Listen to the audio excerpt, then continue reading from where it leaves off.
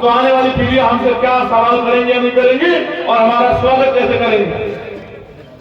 अगर कोई पिता अपनी संपत्ति को बेच दे, लुटा दे, तो उसकी संतान उसकी इज्जत नहीं करती है। बाबा साहब ने अपने 4-4 बच्चों को कुर्बानियों से अधिकार हमें दिए थे और आज हम लोग उनके दिए गए अधिकार को नहीं बचा पा रहे। रोटी, कपड़ा, मकान आपको मिल जाएगा, लेकिन स्वाभिमान सम्मान का जीवन नहीं मिलेगा। अगर स्वाभिमान सम्मान का जीवन चाहिए तो उसके लिए कुर्बानी देनी पड़ेगी, कीमत चुकानी पड़ेगी। और जिस कौम में, जिस समाज में कुर्बानी देने का, कीमत चुकाने का जज्बा नहीं होता, वो समाज कभी आगे नहीं बढ़ता, ना स्वाभिमान सम्मान प्राप्त करता है। इसलिए आपसे कहना चाहता हूं,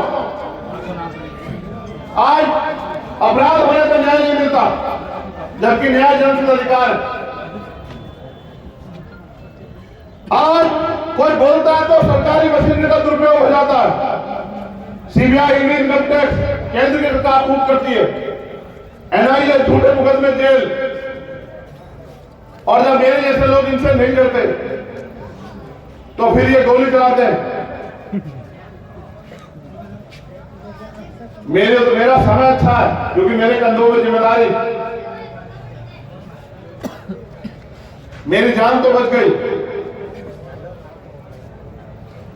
जिस दिन मेरे ऊपर गोली चली उसी दिन मैंने तय कर लिया, ये जीवन मुझे मिला है मेरे संतों, गुरुओं, महापुरुषों के आशीर्वाद से, मेरी मां बहनों के आशीर्वाद से। मैं एक एक मिनट समाज को जगाने में लगाऊंगा और जब तक समाज अपने पैरों पर नहीं खड़ा होता मैं रुकूंगा नहीं। इसलिए जैसे मेरा जन्म भरा, मैंने अपने साथियों में कहा कि तैयारी कर लो। ये लोकतांत्रिक देश, हम किसी के पिछले पूरी में किसी के हाथ नहीं फैलाएंगे।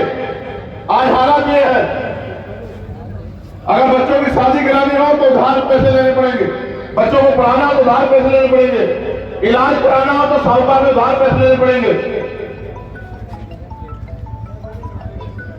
देश को आजाद हुए 70 साल से ज्यादा हुआ, हमारे हिस्से में क्या आया? कितने लोगों को जमीन मिली, कितने लोगों को रोजगार मिले, कितने लोगों को थोक धंधे में हिस्सेदारी मिली। और ये सरकार के हाथ में, सरकार चाहे तो आपके सबके मकान जैसे पक्के बना दे, बढ़िया। सरकार चाहे तो सबके लिए, गरीब के बच्चों के लिए भी अच्छी शिक्षा की व्यवस्था कर दे, अच्छे इलाज की व्यवस्था कर दे। कल मैं कोटा में था, कोटा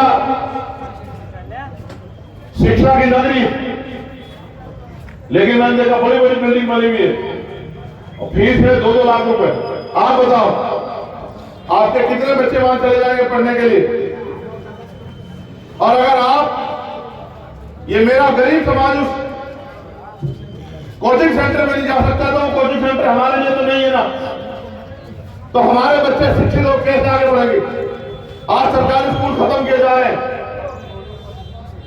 बाबा साहब ने कहा शिक्षा श्रेणी का वो दूध है जो पिएगा वो दहाड़ेगा। शिक्षा हम पे हथियार थी, लेकिन आज शिक्षा खत्म किया जा रहा है। जैसा मैंने कहा, लिफाफे में अपनी समस्या बना दो और मुझे 6 महीने का समय दे दो। आप लोग 6 महीने में अगर आपकी समस्या हल ना की तो आप मुझे कहना कि चंद्रशेखर कुछ नहीं हो पाया। लेकिन इस शर्त के साथ कि आपको मुझे वो ताकत भी देनी पड़ेगी कि मैं इनके हलक में हाथ देकर आपके अधिकार लेकर निकाल सकूं, वहां से इनके जबड़े में हाथ दे सकूं।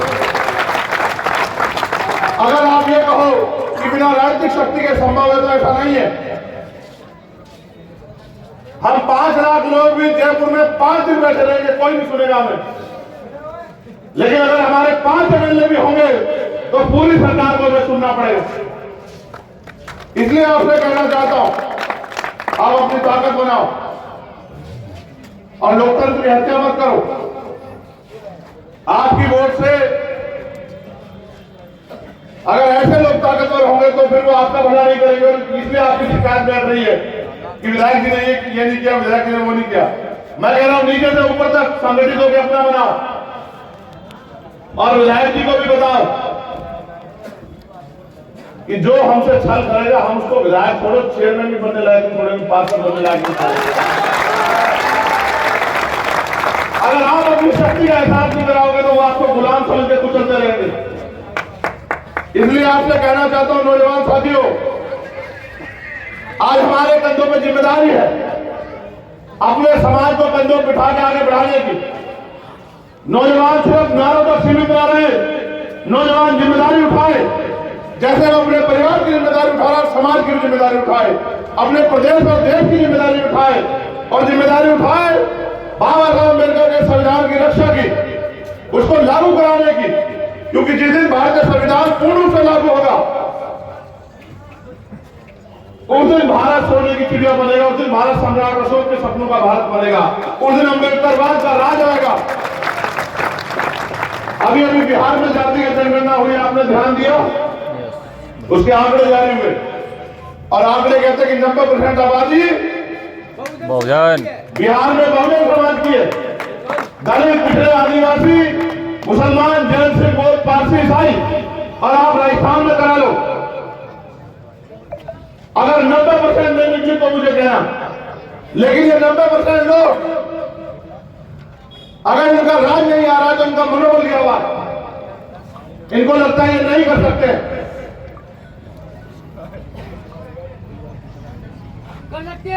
इसलिए आपसे कहना चाहता हूं, अभी नहीं तो कभी नहीं। आज स्थिति करोड़ मरो की है, आगे बढ़ो, ताकत बनाओ, संगठित हो, लोगों को जागरूक करने का काम करो और अपने अधिकार छीन के ले लो।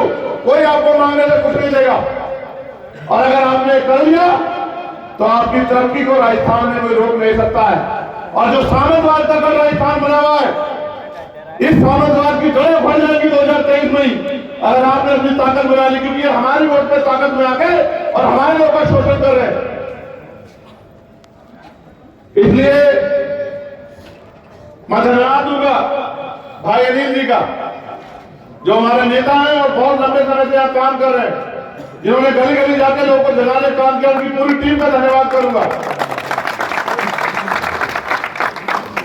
उन्होंने अपना कैरियर छोड़ के, अपनी नौकरी छोड़ के, वो नौकरी करते थे, उन्होंने वो इस मूवमेंट का हिस्सा बने क्योंकि उनके मन में समाज की इज्जत है। और मैं मानता हूं अगर आपने ऐसे नौजवान को मौका दिया तो मैं लिख के देता हूं कि आपका हाथ नहीं खड़ेगा किसी के सामने। और आप ये जानते हैं कि हम ये कर सकते हैं। ये हमारे बाएं हाथ का खेल, हमारे ऊँटे का खेल। मैं आपसे आग्रह करूंगा कि आप सब अपनी जगह पे खड़े होकर मेरे साथ भारतीय संविधान की प्रस्तावना को दोहराएं और भारतीय संविधान की रक्षा का संकल्प लें। आप दीवार के लोग मत खड़े होना, आपने पहले गलत जगह चुनी नहीं, बैठो, तुम लोग मत खड़े होना बेटा।